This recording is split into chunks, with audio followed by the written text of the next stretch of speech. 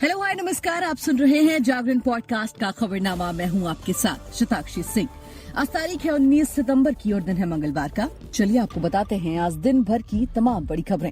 आज इस बुलेटिन में आपको बताएंगे महिला आरक्षण बिल के बारे में, जिसे आज ही संसद के विशेष सत्र में पेश किया गया है। लेकिन उससे पहले बुलेटिन की शुरुआत करेंगे हेडलाइंस के साथ। संसद की पुरानी इमारत अब संविधान सदन, पीएम बोले इसकी गरिमा कभी कम नहीं होगी। नई संसद में महिला आरक्षण विधेयक पर हंगामा, राज्यसभा में खड़गे बोले दलित पिछड़ी महिलाओं को हक नहीं मिलता।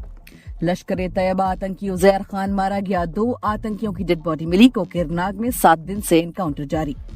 जर्मनी के विदेश मंत्री ने शी जिनपिंग को तानाशाह कहा, चीन जर्मन राजदूत को तलब कर बोले ये उकसाने की कोशिश। सभी यूजर से मंथली फीस चार्ज कर सकता है एक्स। इजरायली पीएम से बातचीत में एलन मस्क ने कहा इसके फेक यूजर्स से छुटकारा मिलेगा। दादा साहेब फाल्के पर फिल्म बना रहे हैं राजा मौली, शेयर किया फिल्म का अनाउंसमेंट टीजर।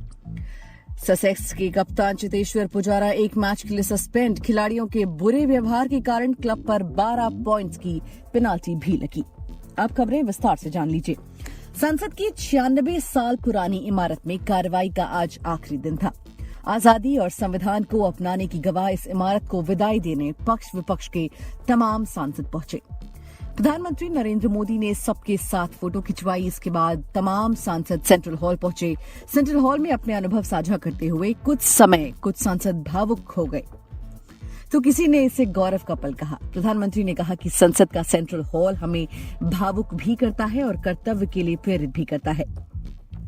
यही 1947 में अंग्रेजी हुकूमत ने सत्ता हस्तांतरण किया था। बाद में संविधान ने भी यही आकार लिया। पीएम ने कहा, आज हम यहां से विदाई लेकर संसद के नए भवन में बैठने वाले हैं और ये बहुत शुभ है कि गणेश चतुर्थी के दिन हम वहां बैठ रहे हैं। आज नए संसद भवन में हम सब मिलकर नए भविष्य का श्री गणेश करने जा रहे हैं। प्रधानमंत्री ने पुराने संसद भवन को संविधान सदन के नाम से बुलाने का प्रस्ताव रखा।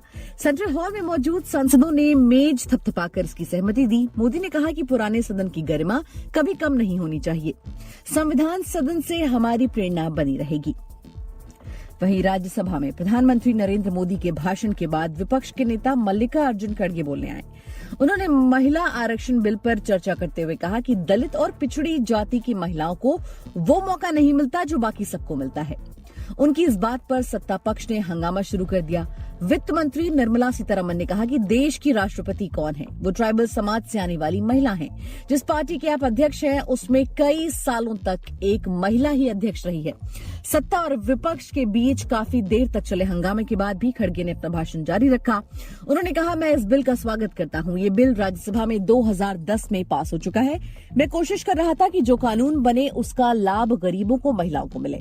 मैं उनको प्रोत्साहित करने के लिए बोल रहा था, लेकिन वो बीच में बोलने लगे, आपके राज्य में फेडरल स्ट्रक्चर कमजोर हो रहा है। वहीं कश्मीर के अनंतनाग में मुठभेड़ के 7वें दिन लश्कर तैयबा आतंकी उजैर खान मारा गया। कश्मीर पुलिस ने मंगलवार 19 सितंबर को इसकी पुष्टि की। सुरक्षा बलों ने उजैर खान का शव बरामद किया है। एडीजीपी कश्मीर विजय कुमार ने बताया कि उजैर के अलावा एक और बॉडी देखी गई है। तीसरे आतंकी का भी शव मिलने की संभावना है। एनकाउंटर साइट पर सर्च ऑपरेशन अभी जारी है। अनंतनाग में 13 सितंबर को आतंकियों ने सुरक्षा बल पर उस वक्त गोली चला दी जब वो सर्च ऑपरेशन चला रहे थे। इसमें कर्नल मनप्रीत सिंह, मेजर आशीष धौचक और डीएसपी हुमायूं भट्ट और 2 जवान शहीद हो गए। कोकेरबाग के घने पहाड़ी जंगल के बीच आतंकी 12 से 20 फीट गहरी गुफाओं में छिपे हुए थे, जिसके कारण ऑपरेशन में काफी मुश्किल हो रही थी। हेलीकॉप्टर और ड्रोन की मदद से आतंकियों का ठिकाना खत्म किया जा रहा है। खबरों की माने तो कश्मीर क्षेत्र में सुरक्षा बलों और आतंकियों के बीच ये अब तक का सबसे लंबा एनकाउंटर है।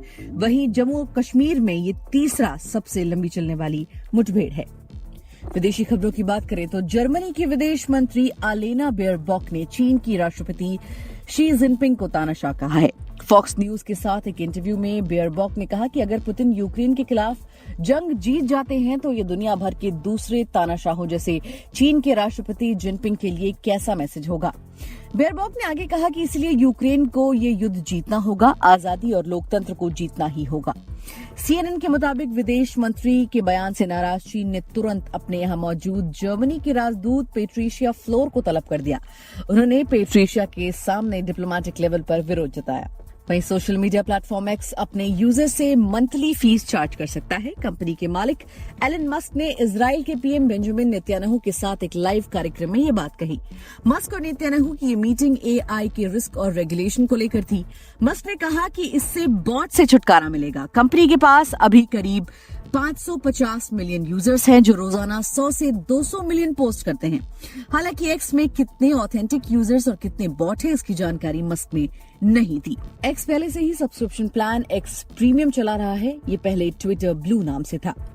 भारत में iOS यूजर्स को हर महीने 900 रुपए, वेब यूजर्स को 650 रुपए, एंड्रॉइड यूजर्स को 900 रुपए चुकाने पड़ते हैं। वहीं iOS के लिए सालाना सब्सक्रिप्शन कॉस्ट 9,400 रुपए, वेब के लिए 6,800 और एंड्रॉइड के लिए 9,400 रुपए है।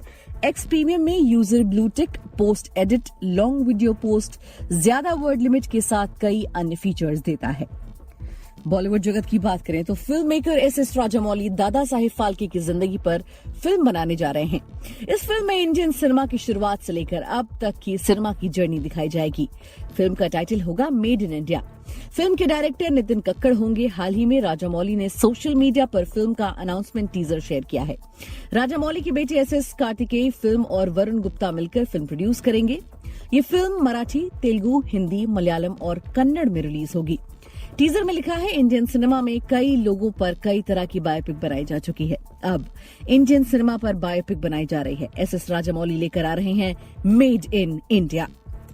खेल जगत की बात करें तो ससेक्स क्रिकेट क्लब पर मौजूदा काउंटी चैंपियनशिप में 12 पॉइंट्स की पेनाल्टी लगी है, जिसके कारण उसके कप्तान चेतेश्वर पुजारा को एक मैच के लिए सस्पेंड कर दिया गया है। टीम इंडिया के दिग्गज बल्लेबाज पुजारा इस समय इंग्लैंड में काउंटी चैंपियनशिप में खेल रहे हैं और ससेक्स टीम की कप्तानी कर रहे हैं। ससेक्स ने इस साल अप्रैल में पुजारा को कप्तान बनाने का ऐलान किया था। ससेक्स पर ये 12 पॉइंट्स की पेनाल्टी खिलाड़ियों के बुरे व्यवहार के कारण लगी है और पुजारा को टीम का कप्तान होने के नाते एक मैच का बैन झेलना पड़ रहा है। England and Wales cricket board ने इस बात की जानकारी दी। वहीं ससेक्स ने सजा स्वीकार कर ली है। इंश्योरेंस काउंटी चैंपियनशिप में खिलाड़ियों के व्यवहार के लिए ईसीबी ने सख्त नियम बनाए हैं। ससेक्स पर इस सीजन 4 बार फिक्स्ड पेनाल्टी लगी है। ईसीबी के नियमों के अनुसार जब ऐसा होता है तो कप्तान को बैन किया जाता है। ससेक्स ने इसे चुनौती दिए बिना सजा स्वीकार कर ली है। तो दोस्तों, ये तो थी आज की खबरें। अब आपको बता देते हैं महिला आरक्षण बिल के बारे में। संसद का 5 दिन का विशेष सत्र सोमवार से शुरू हुआ। संसद की पुरानी इमारत में शुरू हुआ ये सत्र संसद की नई इमारत में खत्म होगा।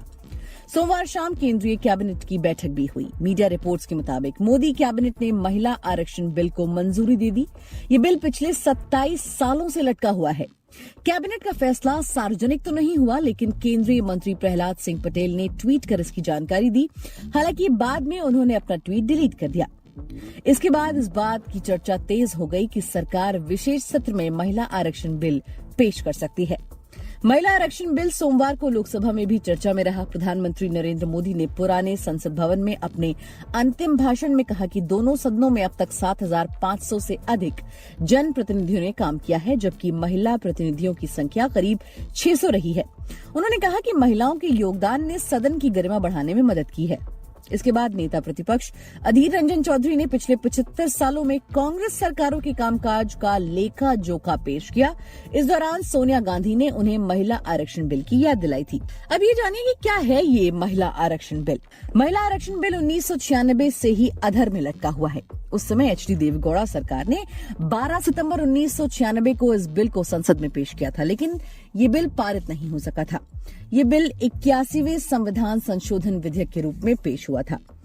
बिल में संसद और राज्यों की विधानसभाओं में महिलाओं के लिए 33% आरक्षण का प्रस्ताव था। ये 33% आरक्षण के भीतर ही अनुसूचित जाति, अनुसूचित जनजाति के लिए उप आरक्षण का प्रावधान था, लेकिन अन्य पिछड़ा वर्ग के लिए आरक्षण का प्रावधान नहीं था। इस बिल में प्रस्ताव है कि लोकसभा के हर चुनाव के बाद आरक्षित सीटों को रोटेट किया जाना चाहिए। आरक्षित सीटें राज्य या केंद्र शासित प्रदेश के विभिन्न निर्वाचन क्षेत्रों में रोटेशन के जरिए आवंटित की जा सकती हैं। इस संशोधन अधिनियम के लागू होने के 15 साल बाद महिलाओं के लिए सीटों का आरक्षण खत्म हो जाएगा। तो दोस्तों, आज के लिए फिलहाल इतना ही। देश और दुनिया की तमाम खबरों को जानने के लिए सुनते रहिए जागरण खबरनामा।